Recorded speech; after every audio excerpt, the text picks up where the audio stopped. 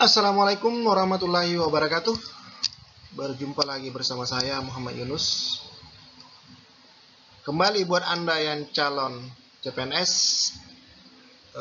masuk perguruan tinggi negeri ataupun tes-tes apa lainnya. Kali ini kita akan mengulas tentang cara cepat dan tepat jawab soal TWK Undang-Undang Dasar 1945 dan Bhinneka Tunggal Ika. Kami akan memberikan gambaran secara mendalam berkaitan dengan soal-soal yang akan dibuat seperti itu. Baik.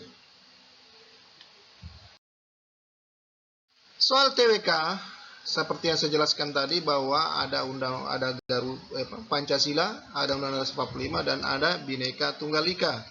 Ini saya sudah bahas pada materi sebelumnya. Kali ini berkaitan dengan Undang-Undang Dasar 1945, itu ada 3 pokok bahasan yang sangat perlu Anda pahami. Karena ini soalnya cukup rumit. Pertama, pembukaan. Yang kedua, batang tubuh. Dan ketiga, undang-undang turunannya. Ya. Apa itu? Mari kita lihat berikutnya. Nah, soal tentang pembukaan, bahwa kedudukan pembukaan Undang-Undang 45 itu menurut Aim Abdul Karim, satu, sumber motivasi dan aspirasi perjuangan bangsa Indonesia. Dua, sumber cita-cita hukum, cita-cita moral yang ingin ditegakkan lingkungan nasional internasional. Dan tiga, nilai-nilai universal dan lestari dalam peradaban bangsa-bangsa di dunia. Nah, berkaitan dengan soal pembukaan, alinea 1 ini pasti ada dalam soal seperti ini ya semuanya. Alinea 1, semua yang berhubungan dengan kebebasan bangsa, menolak penjajahan, menolak imperialisme, keteguhan anti untuk merdeka, itulah isi alinea 1, bahwa sungguhnya kemerdekaan adalah hak segala bangsa dan selanjutnya. Kemudian yang kedua, pada alinea kedua, adanya penghargaan atas perjuangan bangsa Indonesia, ya, merdeka, bersatu, berdaulat, adil dan makmur, dan hal ini perlu diwujudkan, yaitu yang berkaitan dengan alinea kedua. Kemudian alinea ketiga adalah motivasi real dan material bangsa Indonesia untuk menyatakan kemerdekaannya, tetapi juga menjadi keyakinan spiritualnya, bahwa misalnya dikatakan di situ, atas berkat rahmat Allah yang Maha Kuasa. Nah, seperti itu. Itu motivasi real dan motivasi material. Ya. Dan yang keempat, alinea keempat itu adalah tujuan bangsa Indonesia. Jadi kalau orang bertanya apa sih tujuannya bangsa Indonesia itu? Nah, itulah. Tujuannya bangsa Indonesia adalah melindungi segenap bangsa Indonesia dan seluruh tumpah darah Indonesia, memajukan kesejahteraan umum, mencerdaskan kehidupan bangsa, dan ikut melaksanakan ketertiban dunia yang berdasarkan kemerdekaan, perdamaian abadi, dan keadilan sosial. Nah, itulah tujuan bangsa Indonesia atau tujuan negara Indonesia didirikan. Ya, jadi seputar inilah akan lahirnya soal-soal berkaitan dengan pembukaan. Jadi bagaimanapun orang meramunya, tetap jangan Anda lari dari situ. Ya. Selanjutnya,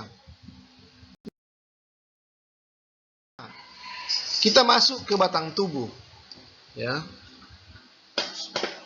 Undang-Undang Dasar 1945 itu batang tubuh awalnya terdiri dari 16 bab, 37 pasal, 65 ayat, 4 pasal aturan peralihan dan 4 pasal aturan peralihan dan 2 ayat aturan tambahan. Ya, maaf saya belepotan sedikit.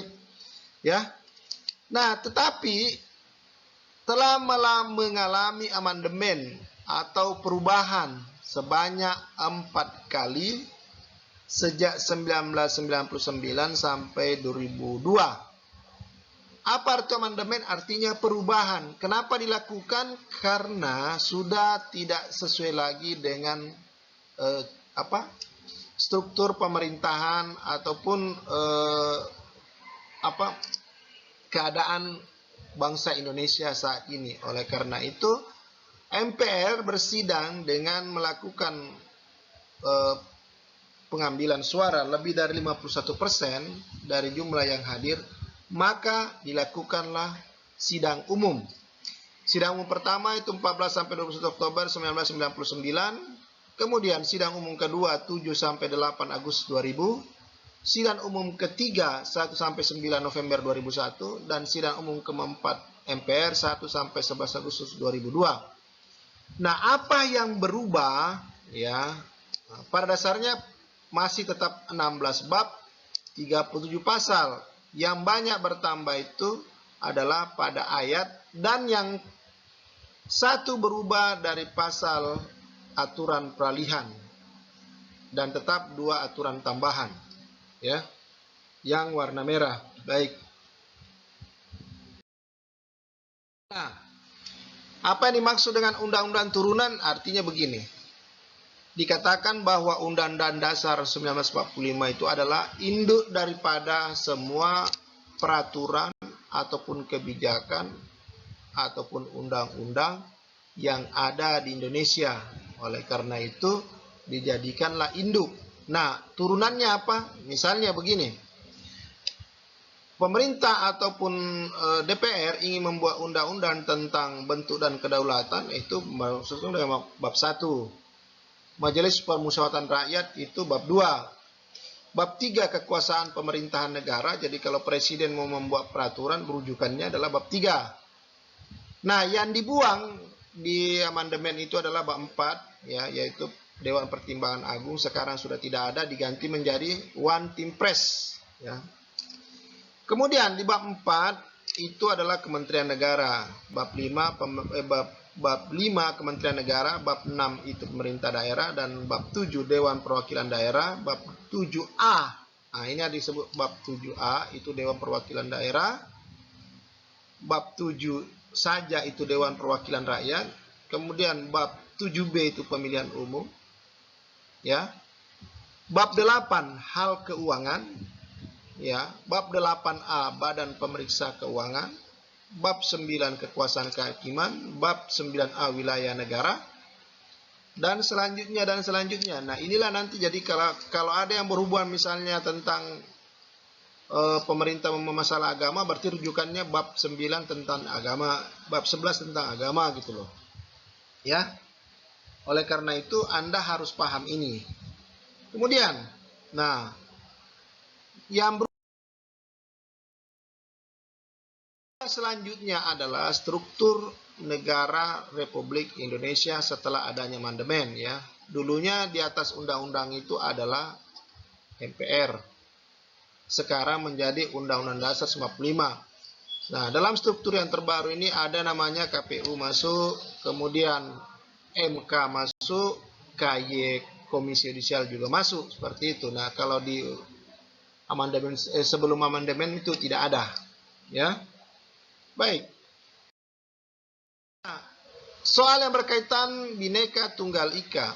Nah, ini tentang Bhinneka Tunggal Ika adalah secara etimologi Bhinneka Tunggal itu berasal dari kata bahasa Jawa kuno, artinya bineka atau beragam atau bermacam-macam, tunggal satu, dan ika itu. Jadi kesimpulannya Bhinneka Tunggal Ika adalah beraneka, bermacam-macam, tetapi satu jua. Artinya dari banyaknya suku bangsa Indonesia, banyaknya agama, banyaknya adat istiadat, tetapi tetap disebut satu, yaitu Indonesia. Semboyan ini adalah sebenarnya adalah alat pemersatu bangsa Indonesia yang diambil dari kitab Sutasoma karangan Empu Tantular pada masa kerajaan Majapahit sekitar abad ke-14 Masehi. Oleh karena itu Bhinneka Tunggal Ika itu adalah menjadi simbol alat pemersatu bangsa Indonesia. Nah, Anda pun harus pahami juga bahwa selain soal-soal tadi, jangan lupa tentang dampak positif dan negatif perkembangan iptek. Apalagi zaman sekarang ini adalah zaman yang terjadi adalah pengaruh teknologi informasi dan komunikasi, maka Anda jangan lupa pelajari tentang aspek politik, ekonomi, sosial, budaya, hukum, pertahanan, keamanan dari dampak positif dan negatif adanya ilmu pengetahuan dan teknologi saat ini. Oleh karena itu, jangan Anda lupa pelajari itu, ya. Oleh karena itu, kalau Anda ingin sukses, banyak-banyaklah membaca, banyak-banyaklah mempersiapkan diri, mumpung masih ada waktu. Baik, saya sampaikan, semoga Anda lulus. Ikuti trik TKP berikutnya. Wassalamualaikum warahmatullahi wabarakatuh.